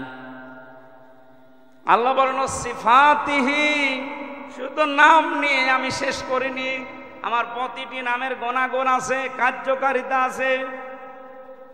আপনি ওদেরকে জিজ্ঞাসা করেন, আপনি নাম দিয়েছেন 33 কোটি দেবতা, প্রতিটির আলাদা আলাদা নাম আছে, ও নামের কোন গুণাগুণ আছে, কার্যকারিতা আছে, এবার মিলবে না। আমরা আমাদের মালিকের নাম পেয়েছি রাজ্জাক, এই জন্য উনি রিজিক দাতা। এই পৃথিবীতে কাউকে না খাওয়িয়ে আল্লাহ মেরে ফেলেছেন, তাহলে তার রাজ্জাক নামের বদনাম হয়ে যাবে। এই দায়িত্বটা দুনিয়ায় কেউ নিতে পারে না আজ পর্যন্ত, কিয়ামতের আগে কেউ নিতেও পারবে না। এই জন্য রিস্কের দায়িত্ব কার, এই চিন্তা আপনাকে করা দরকার নেই। আপনার কপালে যতটুকু রিজিক লেখা আছে অতটুকু আপনাকে আল্লাহ দেবে। এখান থেকে প্রমাণ হয় যারা আল্লাহকে রাজ্জাক বলে বিশ্বাস করে তারা যেন কোনোদিন অবৈধ কোনো ইনকামে পা না বাড়ায়। তাহলে আমরা এমন আল্লাহতে বিশ্বাস করি যার নাম আছে, নামের গুণাগুণ আছে।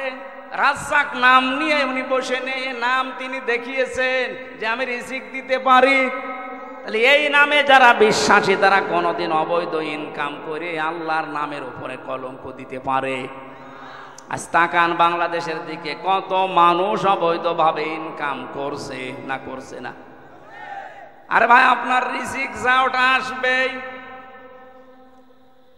দুনিয়ার ময়দানে কত কিছু আপনি অবৈধভাবে ইনকাম করে রেখে যাচ্ছেন। এই ইনকামের টাকার ভাগ নেওয়ার জন্য আপনার ছেলে মেয়ে বউ ভাই এরা বসে আছে না, মানে কিন্তু আপনি ইনকাম করলেন অবৈধভাবে, যে গোনাটা পেয়েছেন এই গোনার ভাগ নেওয়ার জন্য দুনিয়ায় কেউ বসে নেই, বসে আছে।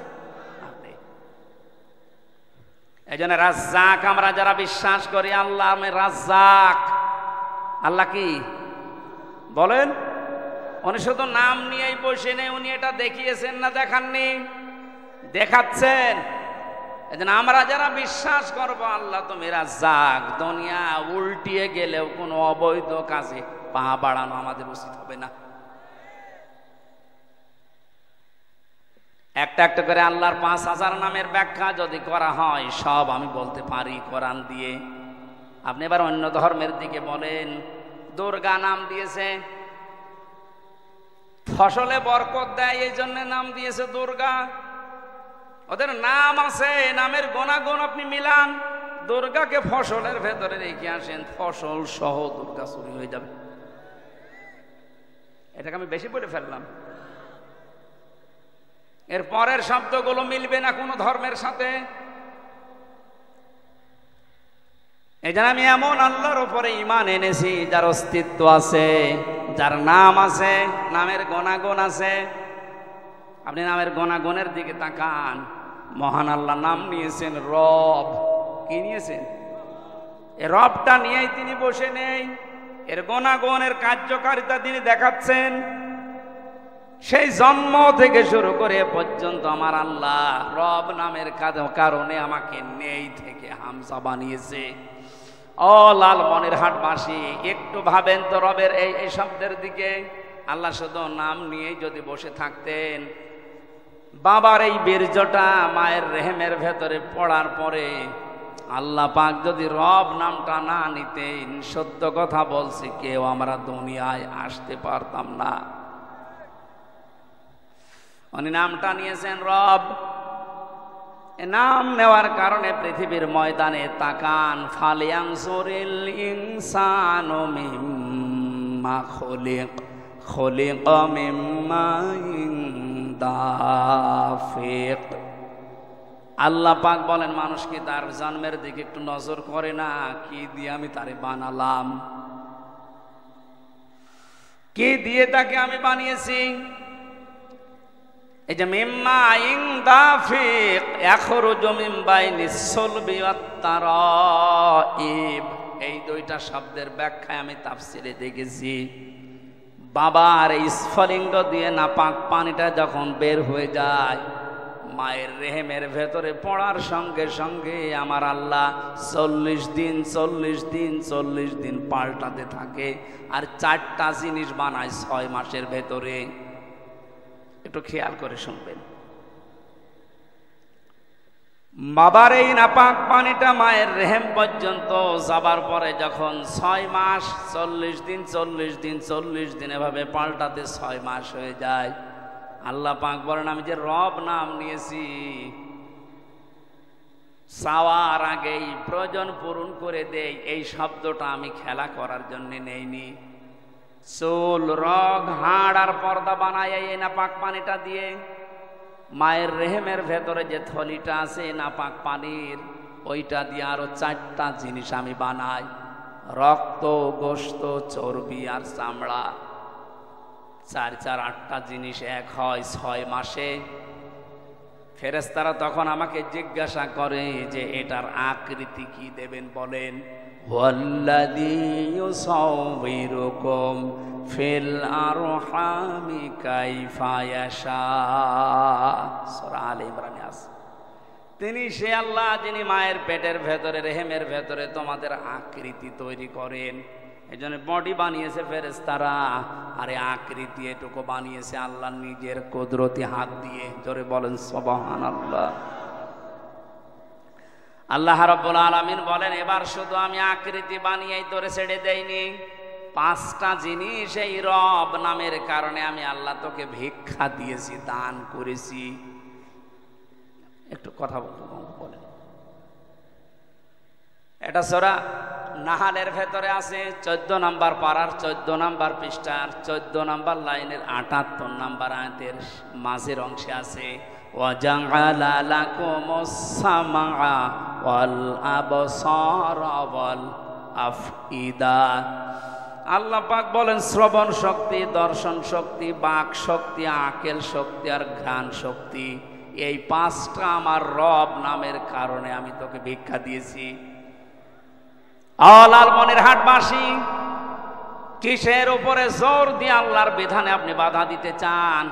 আল্লাহর বিধান আপনি মানতে চান না বলেন তো? এই 5টার একটাও যদি আল্লাহ কম দিত, দুনিয়ায় আপনি আসতেন ঠিক, কিন্তু পূর্ণাঙ্গ হয়ে না, অপূর্ণাঙ্গ হয়ে। যদি দর্শন শক্তি আল্লাহ না দিত, দুনিয়ায় আপনি আসতেন কিন্তু কানা হয়ে। কথা বলেন এখন। যদি আকেল শক্তি না দিত, মানুষ আপনাকে পাগল বলতো। আকেল না থাকলে কি হয়? যদি শ্রবণ শক্তি না দিত, আপনি কালা হয়ে আসতেন দুনিয়ায়। বাক শক্তি না দিলে আপনি বোবা হয়ে আসতেন দুনিয়ায়। অনেক বোবা দুনিয়ায় আসে না। একটু ভাবেন না যে আল্লাহ যে 5টা জিনিস নিজে দিল, একটা যদি আমারে কম দিত, এখন আমারে পূর্ণাঙ্গ হামজা কেউ বলতো না। যদি দর্শন শক্তি না থাকতো, মানুষ আমারে বলতো কানা হামজা। এটা যে কত বড় নিয়ামত, কিয়ামত পর্যন্ত আমি হামজা সেজদায় পড়ে থাকলেও চোখের এই নিয়ামতের শুকরিয়া হবে না। 2017 সালে একবার কুমিল্লাতে দাউদকান্দি মাহফিলে খাবার খাচ্ছিলাম, হঠাৎ আমার পাশে এক অন্ধ বসেছে। বিদ্যুৎ চলে গেল, আমরা চিল্লা পাল্লা করছি, তাড়াতাড়ি জানাটা চালু করেন, আলো নিয়ে আসেন। অন্ধ আমার হাত চেপে ধরে বলছো, হুজুর আপনি চিল্লাচ্ছেন, মাত্র 2 মিনিট কারেন্ট চলে গেছে, আপনি চিল্লান। অথচ আজ 42 বছর আমার জীবনে কারেন্ট নেই। কই আমি তো চিল্লালাম না, আজ 42টা বছর আমি কারেন্ট কি বুঝি না, অথচ এর আগে আমি দেখতে পেতাম। এই যে শক্তিটা আল্লাহ আমার চোখ থেকে কেড়ে নেওয়ার কারণে আমি চিল্লা পাল্লা করি নাই, অথচ 1.5 থেকে 2 মিনিটে আপনারা সবাই চিল্লাচ্ছেন। আপনাদের মতো আমিও চিল্লাতে পারতাম, কারণ আমার কাছে রাত আর দিন, আলো আর অন্ধকার সমান। ওই দিন অন্ধ আমাকে আর একটা কথা বলেছিল, হুজুর দুনিয়াতে যাদের চোখ আছে এরা দুনিয়াতে তো দেখতে পায়, ঘুমিয়ে থাকলেও স্বপ্নেও কিছু দেখে। আর আমরা যারা অন্ধ এমনি তো দেখতে পাই না, ঘুমিয়ে থাকলেও স্বপ্নেও দেখি না, স্বপ্নে শুধু আওয়াজ শুনি। আপনার শুধু জীবনে শুধু আফসোস, কিছু পেলাম না, কিছু পেলাম না, কিছু পাননি। মানে এই যে চোখটা পেয়েছেন, কিয়ামত পর্যন্ত আল্লাহর শুকরিয়া আদায় করে শেষ করতে পারবেন? আল্লাহ বলেন এই 5টা জিনিস যখন আমি দান করি তখন 13টা হয়। 8 5 13টা এক জায়গায় হওয়ার পরে আমি তখন পূর্ণাঙ্গ রূপ দেই। এই যে ছেলে হবে না মেয়ে হবে, এই সিদ্ধান্তটা আমি আল্লাহর পক্ষ থেকে আসে। সুতরাং মেয়ে হলে যাদের মন খারাপ হয়, এদের বর উপরে রাগ না, রাগ কার উপরে? আল্লাহর কোন সিদ্ধান্তে কেউ যদি রাগ করে ওর ঈমান থাকবে? এজন্য বড় উপরে রাগ করার বিষয় না, ছেলে হোক আর মেয়ে হোক যেন সুস্থ হয়, এইটা দোয়া করেন। আল্লাহ তুমি যেইটা দিয়ে রাজি হও তোমার ব্যাপার, কিন্তু তুমি আমাকে সুস্থ সন্তান দিও। একটা অসুস্থ সন্তান যদি হয়, এই বাবা আমার মনে হয় দুনিয়াটায় জাহান্নাম হয়ে যায়। আপনি টের পান না? মাঝে মাঝে দেখেন না? আল্লাহ রাব্বুল আলামিন বলেন, আল্লাহু আখরাজাকুম মিন বুতুনি উম্মাহাতিকুম লা তা'লামুনা শাইআ। 8-5-13টা জিনিস 6 মাসের ভেতরে আমি একত্রিত করে ফেলি, তখন আস্তে করে বাচ্চার আকারে আমি পৃথিবীতে তোকে নিয়ে আসার জন্য সিদ্ধান্ত নেই ফেরেশতাদের দিয়ে। আমার প্রশ্ন আসে, মানুষের দুনিয়াতে আসার সর্বনিম্ন বয়স কতদিন? আপনারা কি এই কবরের মতো হয়ে গেলেন? বুঝতেছেন কথা? দুনিয়াতে আসার সর্বনিম্ন বয়স কতদিন? 6 মাস। কতদিন? 6 মাসের আগে আপনি দুনিয়া আসতে পারবেন না। এখন যদি বলেন কই বিয়ে হয়েছে 3 মাস, সন্তান চলে এসেছে দুনিয়ায়, বুঝতে হবে ওটা আসল বাবার না, ওটা আগের বাবার। এটাকে আমি বানালাম? এখানে একটা তথ্য আছে, এবার শোনেন। আল্লাহ রাব্বুল আলামিন বলেন, হামালাতুহু উম্মুহু কুরহা ওয়া ওয়াদাআতুহু কুরহা ওয়া হামলুহু ওয়া ফিসালুহু 30 শাহরা। সূরা আহকাফ 26 নম্বর পারার 2 নম্বর পৃষ্ঠা 13 নম্বর লাইনের 14 নম্বর আয়াতের মাঝের দিকে আছে 15 নম্বর আয়াতের। আল্লাহ রাব্বুল আলামিন বলেন, তোর মা তোকে কষ্টের পরে কষ্ট সহ্য করে পেটে বহন করেছিল, আর দুনিয়াতে নিয়ে এসে দুধ পান করানো পর্যন্ত কষ্ট করেছিল 30 মাস। কয় মাস? এই যে সালাসুনা শাহরা, কত মাস? বলেন বলেন। আমার এবার 2টা প্রশ্ন আছে এখানে।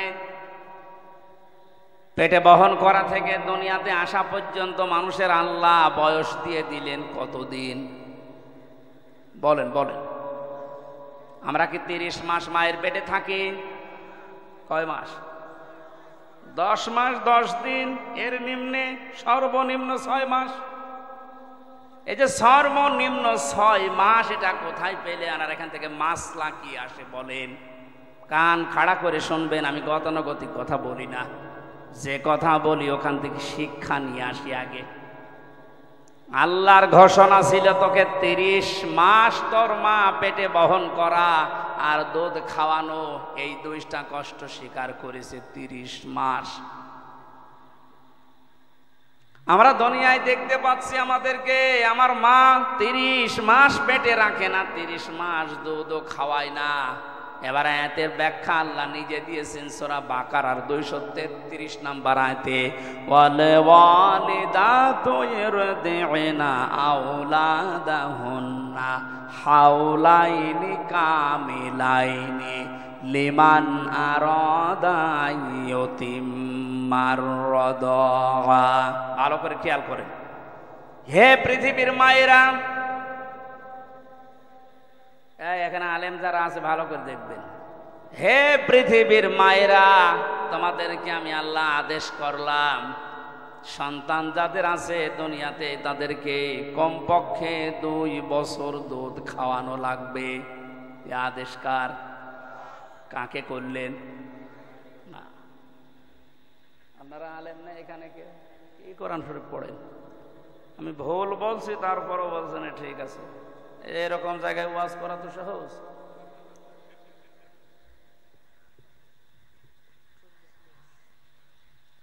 এখানে শব্দটা দিকে তাকান, ওয়াল ওয়ালিদাতু ইরদি'না আওলাদাহুন্না হাওলাইনি কামিলাইনি।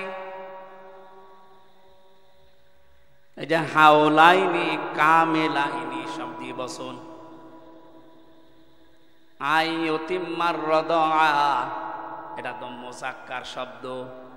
আল্লাহ কোন মাকে দুধ খাওয়াও সন্তানকে 2 বছর কোরআনে বলেননি, বলেছে দায়িত্ব বাবার। মোজাক্কার দিয়েছে, মুয়ান্নাস আল্লাহ দেয়নি, তাহলে দুধ খাওয়ানো এ দায়িত্ব বাবার না মার? বাবার কোনো মেশিন পত্র আছে? খাওয়াবে কি দিয়ে? তাহলে আল্লাহর এই আয়াত ভুল। কোন মা জন্মের পরে যদি সন্তানকে দুধ না খাওয়ায় মায়ের গোনা হবে না, কারণ এ দায়িত্বটা মায়ের না, এ দায়িত্ব কার বলেন? আপনার উচিত আপনার সন্তানকে দুধ খাওয়াচ্ছে আপনার স্ত্রী, তাকে শুকরিয়া জানানো, ধন্যবাদ জানানো, তার পেছনে খরচ করা। এই জন্যই তো নবীজির ওই জামানায় আমরা দেখেছি সন্তান হওয়ার পরেই তায়েফ থেকে মায়েরা এসে টাকা পয়সা দেওয়ার মাধ্যমে তাদেরকে দুধ খাওয়াতো। এমনকি নবীজি মোহাম্মদ রাসূলুল্লাহকেও দুধ খাওয়িয়েছে, দুধ মায়ে হালিমাতুস সাদিয়া। আমি আবার বলছি, এখান থেকে যে শিক্ষাটা এখনো বের হয়নি, ভালো করে খেয়াল করেন। তাহলে হাওলাইনে কামেলাইনে মানে 2 বছর।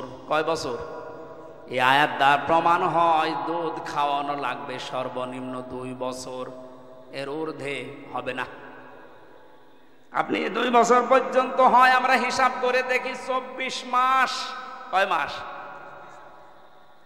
সূরা আহকাফের এই 15 নম্বর আয়াতে আল্লাহ ঘোষণা ছিল কি, সালাসুনা শাহরা, তোর মা তোকে পেটে বহন করা আর দুধ খাওয়ানো সব মিলে দায়িত্ব পালন করেছে 30 মাস। 30-এর ভেতরে 24 বাদ গেলে কত থাকে? এই যে মাসলা বিজ্ঞান এবং হাদিস দ্বারা প্রমাণ, এই পৃথিবীতে সন্তান মায়ের পেটে 6 মাস সর্বনিম্ন থাকায় লাগবে। যদি 6 মাসের আগে কোনো সন্তান দুনিয়ায় আসে, আপনি বিশ্বাস করে নিতে পারেন ওটা অবৈধ জারজ সন্তান। পৃথিবীতে যারা জারজ সন্তান হয়ে আসে তাদের 13টা কাজ বেশি বেশি পাওয়া যায়, সূরা কলমের তাফসিরে আছে। 1 নম্বরে এই দুনিয়াতে জারজ সন্তান যারা আসে তাদের প্রথম কাজ হচ্ছে তারা নবী বিদ্বেষী হয়। আল্লাহর নবী মুহাম্মদুর রাসূলুল্লাহকে তারা গালিগালাজ করে, অপমান করে। আর এই সংখ্যাটা সবচাইতে বেশি ফ্রান্সে। আপনি মাঝে মাঝেই তাকান, ওই দেশ থেকে কিছুদিন পর পরেই মুহাম্মদুর রাসূলুল্লাহকে অপমান করা, গালি দেওয়া, উল্টাপাল্টা কথা বলা, এটা এমনি এমনি আসে না। তামাম দুনিয়ায় 228টা রাষ্ট্র আছে। এই সমস্ত রাষ্ট্রের জরিপ বের হয়, আপনি জানুয়ারি মাসে জরিপ দেখবেন। এই 228টা রাষ্ট্রের সবচাইতে বেশি অবৈধ সন্তান জন্ম হয় দুনিয়ার বুকে ফ্রান্সে।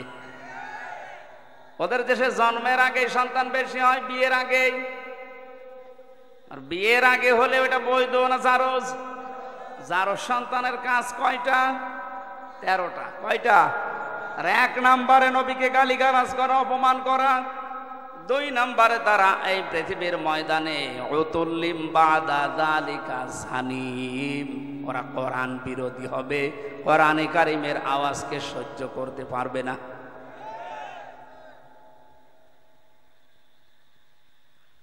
আমার আলোচনাটা গভীরে গেছে, এই জন্য আপনারা ওইদিকে টের পাচ্ছেন না। পৃথিবীর ময়দানে জারজদের যে কাজগুলো, এই যে 6 মাসের কথা আমি বলছিলাম, আল্লাহ রাব্বুল আলামিন বলেন 40 দিন 40 দিন 40 দিনে বিভিন্ন আকার আকৃতি আমি কিন্তু দেই। সুম্মা খালাকনান নুতফাতা আলাকাতান ফাখালাকনাল আলাকাতা মুদগাতান ফাখালাকনাল মুদগাতা ইযামান ফাকাসাউনাল ইযামা লাহমা।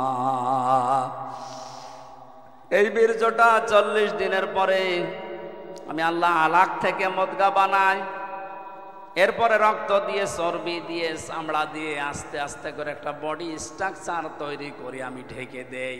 বাচ্চার আকারে 6 মাসের পরে যে কোনো একটা সময় তোরে দুনিয়ায় বের করে নিয়ে আসে। আয়াতের দিকে সবচাইতে বড় শিক্ষা আমি যেটা পেয়েছি মেয়েদের জন্যে, আজ 100 জনের 98টা মহিলারা এই আয়াতের বিশ্বাস হারিয়ে ফেলেছে।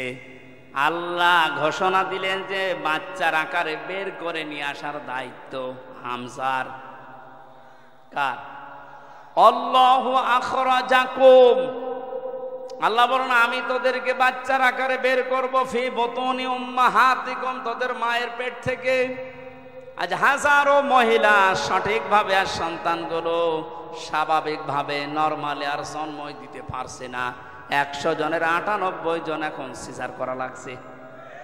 এই আয়াতের উপর থেকে তাদের বিশ্বাস উঠে গেছে, কারণ সন্তান দুনিয়াতে পেটে আসার পরে স্বামীকে খালি বারবার গোতায় যে আমার সনো করো, আমার আল্ট্রাসনো করে দেখো এটা জন্ডিস না লেডিস। বারবার দেখতে দেখতে আমার মনে হয় পেটে সন্তান আসার পর থেকে 6 মাসে অনেক মহিলা 9-12 আল্ট্রাসনো করে।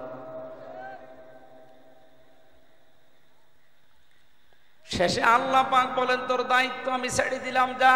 বীর্য থেকে শুরু করে 6 মাস পর্যন্ত আমার দায়িত্ব ছিল, এখন আর আমার উপরে তোর ভরসা নেই, তোর ওই হাইব্রিড জিনিস আমি কেটে বের করব। সম্মানিত মা বোনের, আজ পর্যন্ত শুনেছেন কোন কুকুরের সিজার লেগেছে? আমি সিজার করা লাগবে না তা বলছি না, সিজার করার জন্য যে পদ্ধতিগুলো আছে ওইগুলো অনুসরণ করেন আপনি। নরমালে চেষ্টা করার পরে ডাক্তারদের বোর্ড বসবে, সিদ্ধান্ত দেবে ডাক্তারেরা, এরপরে সর্বসম্মতিক্রমে শেষ পর্যায়ে এটা শুরু হবে। অথচ এখন চিন্তা ভাবনা নেই, নিয়ে যাবেন ভালো বউ কেটে খুঁতো করে দেবে। আর একটা সিজার করার পরে আমার মনে হয় বাস্তবতা যেটা, ওটা সারাটা জীবন ওই মেয়েটার সাথে সংসার করা বড় কঠিন হয়ে যায়। আমার মা বোনের একটু ধৈর্য ধারণ করা দরকার। একটা কুকুরের দিকে তাকালে দেখা যায় প্রতি বছরে 5টা 7টা 10টা 12টা করে বাচ্চা জন্ম দিচ্ছে, কোনোদিন আজও সিজার লাগে নাই। ওর ভরসা, ওর তাওয়াক্কুল যতটুকু আল্লাহর উপরে, অতটুকু ভরসাও এখনো পর্যন্ত আমাদের আল্লাহর উপরে তৈরি হয়নি। নেই থেকে পূর্ণতায় পৌঁছিয়ে দেওয়ার দায়িত্ব স্যার। তার আরবিতে নাম রব। আরবিতে নাম কি বলেন বলেন? এ রবের উপরে যার যতটুকু ভরসা বাড়বে। আমার যে ছোট্ট মেয়েটা, আমি যখন 1 বছর ওর ছিল ওই সময় চলে গেছি, ওই সময়ের কথা বলছি, সে 20 সালে। ওরে আমি যখন উপরের দিকে একটু ছুঁড়ে মারি, যত উপরে তুলি এভাবে তত হাসাহাসি করে। আর আমার যে বড় মেয়েটা ওই সময় ছিল 7 বছর বয়স, এখন 10। ওরে যত উপরে একটু তুলে ধরি কান্নাকাটি করে। আমার বড় মেয়েটার বিশ্বাস আমার উপরে এই যে আমার বাবা আমার উপরের দিকে ছুঁড়ে মারলে আমি যেহেতু ভারী হয়ে গেছি, আমার ধরতে পারবে না। আর আমার যদি ধরতে না পারে মাটিতে পড়লে আমি ব্যথা পাবো। ছোটটার ওই ভরসা না, আমার উপরে এত বিশ্বাস ওর, আমার বাবা উপরে যতই ছুঁড়ে মারুক নিচে হাত পেতে থাকবে। কথা বলছে না কেন? আমার পড়তে দেবে না। আমার এই ফারিহা জান্নাত ছোট মেয়েটা যতটুকু বিশ্বাস আমার উপরে করে, আমরা বান্দা হিসাবে এখনো পর্যন্ত আল্লাহর উপরে ভরসা আনতে পারি না। আমার কথার অর্থ বোঝেন? জন্মের পর থেকে শুধু রব রব নাম শুনেছি। আমার আল্লাহর অস্তিত্ব আছে, নাম আছে, নামের গুণাগুণ যে আছে, কার্যকারিতা আছে, এটা আজ পর্যন্ত শুধু কায়দাই থেকে গেল। আমাদের প্র্যাকটিক্যাল লাইফে আজও সেট হইল না। এরকম একটা একটা করে 5000 নাম যদি আপনি কোরআন থেকে বের করতে পারেন আর মিলাতে পারেন, জাদাতুহুম ঈমানা, আপনার ঈমান মাস্ট বি বাড়বে। কোরআনের তাফসীর গুলো এই জন্য জাতির সামনে করা লাগে। আমরা যেহেতু ইমানদার, আমরা মুমিন, আমাদের ঈমান, আমাদের আমল এটা বাড়ানোর জন্য কোরআন কেন্দ্রিক আলোচনা দরকার। শুধু পূর্ব দিকে পশ্চিম দিকে মুখ ঘুরিয়ে ঢেপ দিলাম, সেজদা দিলাম, আমার ইবাদত হয়ে গেল, আমার নেকি হয়ে গেল না। আল্লাহ বলেন আমার উপরে ঈমান আন, আমি একজন আছি, আমার নাম আছে, প্রতিটি নামের কার্যকারিতা আছে, গুণাগুণ আছে। এতটুকু শেষ করেননি। অকবিলতু জামিয়া, আমি কবুল করে নিলাম। জামিয়া মানে সব কিছু। আহকামিহি ওয়া আরকানি, আল্লাহর যত আহকাম আছে, হুকুম আছে, রোকন আছে, আল্লাহ পাক এই পৃথিবীতে ইসলামের রোকন দিয়েছেন কয়টা? 5টা। বলেন বলেন।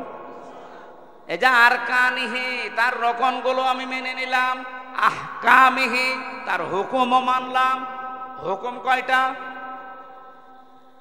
500। কয়টা? আরো জোরে বলেন। 500 হুকুম আমি মানলাম, 5টা রোকন মানলাম।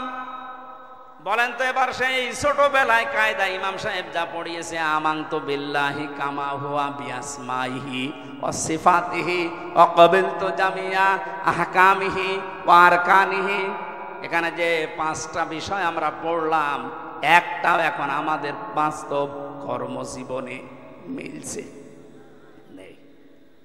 আল্লাহর উপরে ঈমান আমাদের হচ্ছে না। এই শব্দগুলোর সাথে যদি আমি পরিচিত হয়ে মেনে নিতে পারি, তাহলে আমার আল্লাহর উপর ঈমান আছে, আর এইটাই হচ্ছে আসল নেকির কাজ। তাহলে নেককার হওয়ার জন্য সাদিকিন, সত্যবাদী, মুত্তাকি, এটা হওয়ার জন্য গুণ দিয়েছিল। এটা আল্লাহ কয়টা? 10টা। বলেন বলেন কয়টা? আল্লাহর উপরে ঈমান আনতে হবে, যে আমানতু বিল্লাহি যেভাবে পড়লাম এইভাবে। 2 নম্বরে কিয়ামতের বিশ্বাস। 3 নম্বরে ফেরেশতা আছে, ফেরেশতা লিখতেছে, এটা বিশ্বাস করা। 4 নম্বরে অল কিতাব, কিতাব বিশ্বাস করা। 5 নম্বরে অন্নাবিয়্যিন, নবীদের বিশ্বাস করা। নবীদের বিশ্বাস করা মানে এই দুনিয়াতে আল্লাহ যত নবী পাঠিয়েছেন, সব নবীর উপরে আমাদের ঈমান আছে।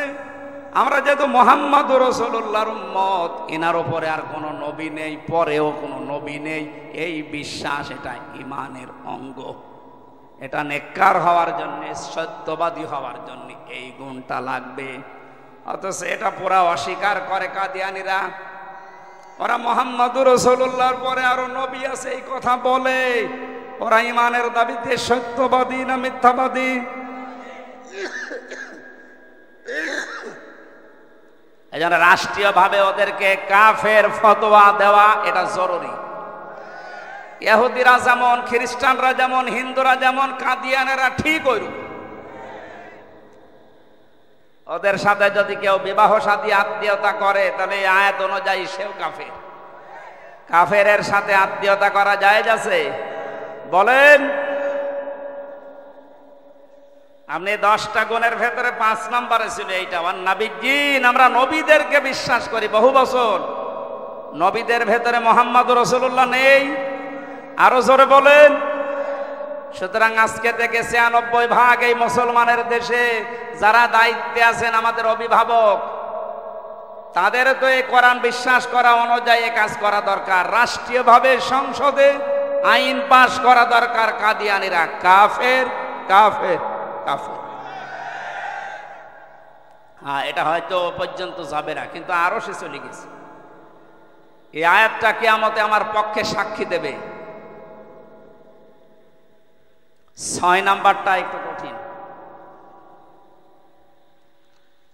আমি শেষ করে দেব। এইবারটা আসলটা শুরু হচ্ছে। ওয়াতাল মালা আলা হুব্বিহি যাবিল কুরবা ওয়াল ইয়াতামা ওয়াল মাসাকিন ওয়া ইবনাস সাবিল ওয়াস সাইলিনা ওয়া ফির রিকাব। নিজের প্রয়োজন আছে, নিজের টাকা পয়সা লাগবে, এরপরেও যে ও মানুষগুলো নিজের নিকট আত্মীয় স্বজন, এই ভালো করে খেয়াল করেন, নিজের নিকট আত্মীয় স্বজনের কথা আল্লাহ আগে দিলেন। এতিম, মিসকিন, মুসাফির, সায়েল, ভিক্ষুক যারা, বন্দি যারা, এই মানুষগুলোর জন্য যাদের টাকা পয়সা নিজে লাগবে, এরপরও এদের পেছনে খরচ করে। এর থেকে মাসলা বের হয়, দুনিয়াতে নিজের সম্পদ যে মানুষগুলো ভাইয়ের, বোনের, জনগণের, এদের জমি জায়গাগুলো জাল দলিল করে উল্টা পাল্টা করে লিখে নেন। আপনি মনে করবেন জাহান্নামে একটা টিকিট আপনি বুক করে আসলেন। এদেশে তো নেই। এদেশের একজনের নাম শুনলাম, 1 জেলার 4 ভাগের 1 ভাগই তার। সবই তো বৈধভাবে পেয়েছে। যত টাকায় আপনি এদেশে বেতন পান না কেন, পুরা একটা জেলার 4 ভাগের 1 ভাগ আপনি কিনতে পারবেন। যে কিনেছে অবশ্যই 2 নাম্বারই করে। এই আয়াত অনুযায়ী যে মানুষগুলো এভাবে অবৈধভাবে মানুষের জমি জায়গা ফাঁকি দিয়ে জাল দলিল করে উল্টাপাল্টা করে খাচ্ছেন, আপনি বিশ্বাস করে নিতে পারেন আপনি নামাজ পড়েন, রোজা রাখেন, হজ করেছেন, কিন্তু জাহান্নামে একটা টিকিট আপনার নামে বুক হয়ে গেছে। আমার তো এই আয়াত পড়ার পরে মনে হয় বাংলাদেশে 100 জনের প্রায় 70 জন এ রাস্তায় আছে। ওরা বোনকে আর ফুফুকে মনে করে এগুলো বাইরের সম্পদ, এদেরকেও যে টাকা পয়সার সম্পদ আদি বাবারটা দেওয়া লাগে এটা জরিমানা মনে করে। তুমি ছেলে, তোমার যেমন বাবার সম্পদে ভাগ আছে, মেয়েটা ও বাবা কি ধার করে নিয়ে এসেছিল। এই জন্য বোনের সম্পদ দেওয়ার সময় যারা এই মনে করে যে যা সব দিয়ে গেলাম, তোর সম্পর্ক ধুয়ে মুছে গেল, আপনার সাথে আল্লাহরও সম্পর্ক ধুয়ে মুছে যাবে। ওয়াল্লাযীনা ইয়াসিলুনা মা আমারাল্লাহু আইয়ুসালা বিহি, এই আয়াত অনুযায়ী আল্লাহ নির্দেশ দিচ্ছে যাদের সাথে আত্মীয়তার সম্পর্ক আছে রক্তের, এটা ভালো করে খেয়াল রাখো, জোড়া লাগাও। ধর্ম বাপ পাতিস, ধর্ম বোন যায়, আর নিজের আপন বোন আপন ফুফু ও 10 বছরও একবার যায় না, গরিব বলে পরিচয়ও দেয় না, এমন মানুষ নেই। আপনি নামাজ পড়তে পারেন, রোজা করতে পারেন, দাড়ি বড় রাখতে পারেন, আপনি এখনো পর্যন্ত আল্লাহর সাথে সম্পর্ক ইমানের দাবিতে সত্যবাদী হতে পারেন। আপনার সম্পদ প্রয়োজন আছে, তারপরও নিকটাত্মীয় যাদের দরকার এদের খোঁজ খবর রাখা এটা যে ফরজ অনেকে জানেই না, আর এটা জানার পরেও অনেকে মানতে পারেন না তার স্ত্রীর কারণে। নিজের ভাইকে, নিজের ফুফুকে, নিজের চাচাতো ভাইকে, এই সমস্ত মানুষগুলোর খোঁজ খবর রাখলে অনেক বউ আছে স্বামীর উপরে রাগ করে। নবীজি বলেন, এই মেয়ে, যদি তুমি চাও তোমার স্বামীর হায়াত বেড়ে যাক, ও আরো বেশি দিন বেঁচে থাক, ওর সম্পদ আদি ওর সম্মান দুনিয়ায় আরো বেড়ে যাক, তাহলে স্বামীকে সব সময় পেছন দরজা দিয়ে এটা বলবার, স্বামী নিজের নিকট আত্মীয় স্বজনগুলো অন্তত ঠিক রাখো, এগুলোর সাথে সম্পর্ক তৈরি আরো বাড়াও। তো এগুলো আরো কাট করার জন্য অধিকাংশ মেয়েরা চেষ্টা চালায়। তার মানে সেই মহিলারা চায় যে তার বোন, তার ভাই, তার চাচা, তার ফুফুর সাথে সম্পর্ক দরকার নেই। আমার মনে হয় সে মনে মনে চায় যে আমার স্বামী মরি যাক। রংপুর বিভাগে এরকম মহিলা নেই। আজ 100টার 98টা পরিবার ধ্বংস হয়ে যাচ্ছে শুধু মেয়েদের এই ছোট মনের কারণে। নিজের নিকট আত্মীয় স্বজন, মা বাবা, বোন, ভাই আসলে স্বামীকে দিয়ে বাজার করায়, আর যদি নিজের স্বামীর মা বাবা, বোন, ভাই আসে, স্বামী যদি একটু কিছু করে অনেক মহিলার মন খারাপ হয়, রাগারাগি করে, বিছানা আলাদা করে ফেলে। এই মহিলা নামাজ, রোজা, হজ, যাকাত করতে পারে, তাহাজ্জুদ পড়তে পারে, ওই মহিলা জাহান্নামী, কারণ সে আল্লাহর সম্পর্ক ছিন্ন করে দিয়েছে। এজন্য নেককার যদি হতে চান, নিকট আত্মীয় যাদেরই আছে, রক্তের সম্পর্ক অন্তত যাদের, ফুফু, চাচা, এগুলো খুব খেয়াল করা দরকার। আর এগুলোর সাথে সম্পর্ক আমাদের বেশি খারাপ।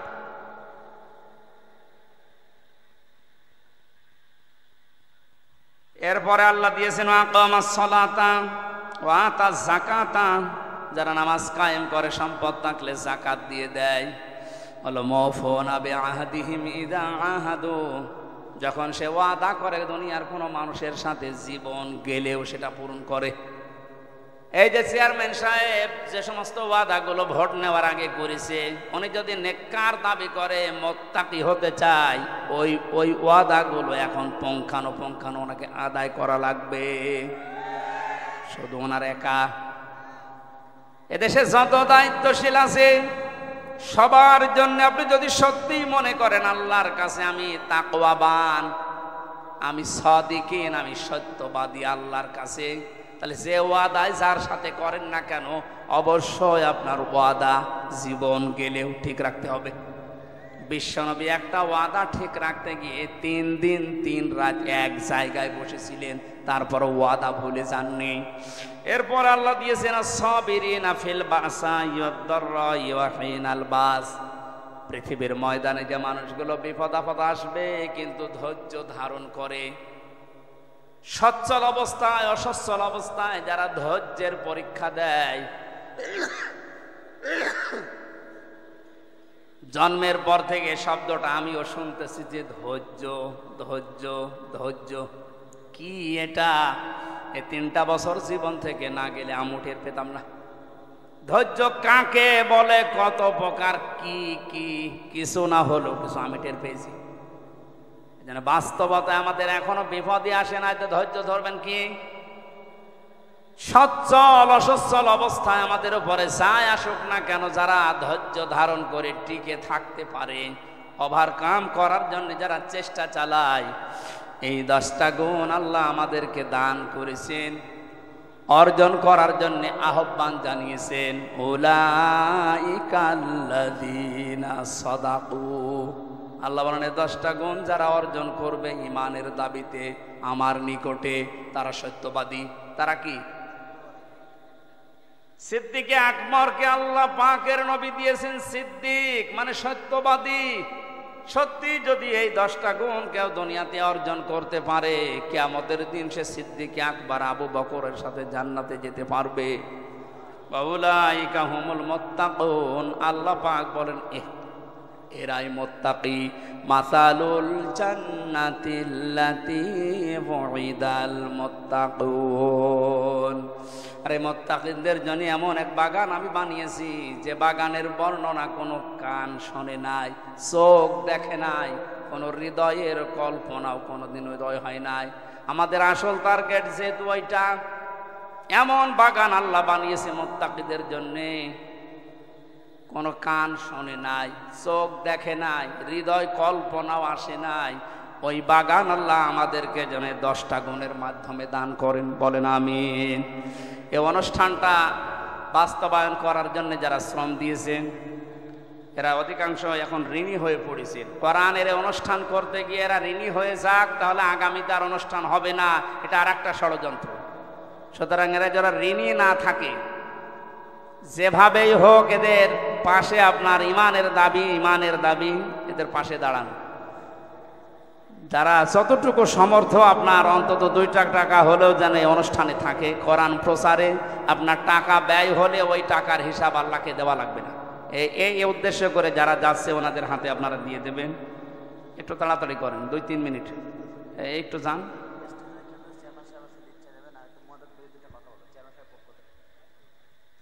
একটু তাড়াতাড়ি করেন ভাই, কেউ বাদ যাবেন না। যতটুকু পারেন আপনার সমর্থে, যদি 2 টাকা কোলায় ওইটাই দিবেন। একটা নিয়ত করে দেবেন, আল্লাহ আমি অমুক একটা বিপদে আছি, এ বিপদ থেকে তুমি এই দানের ওসিলে আমাকে রক্ষা করো। মা বোনদের ভেতরে যারা যাচ্ছে, সম্মানিত মা বোনের, আমরা জানি এই বিভাগটা আসলে গরিব। যতটুকু পারেন গরিবানা হালে, সহজ সরল হালে আপনি দান করেন। গরিব মানুষগুলো আল্লাহর জান্নাতে ধনীদের চাইতে 500 বছর আগে যাবে। সেই হিসাবে আপনাদের একটা সুসংবাদ আছে। আল্লাহ রংপুর বিভাগের মা বোনদেরকে প্রাণ খুলে জান্নাতে যাওয়ার ওসিলায় একটু দান করার তৌফিক দাও। আজকের বিশেষ অতিথি, আমাদের প্রধান অতিথি মাননীয় এমপি সাহেব, যেহেতু সংসদ চলছে আসতে পারেন না। উপজেলা চেয়ারম্যান, উনিও একজন মারা গেছে, সেখানে জানাজায় গেছে।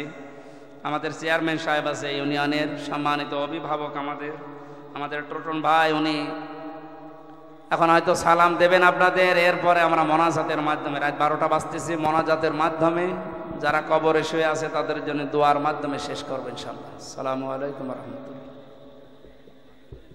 আগামী 3 তারিখ, সামনে মাসের 3 তারিখে একটা অনুষ্ঠান আছে এই লালমনিরহাটে। ওখানে রাত 9টার সময় উঠবো, আমরা ওখানে কথা বলবো।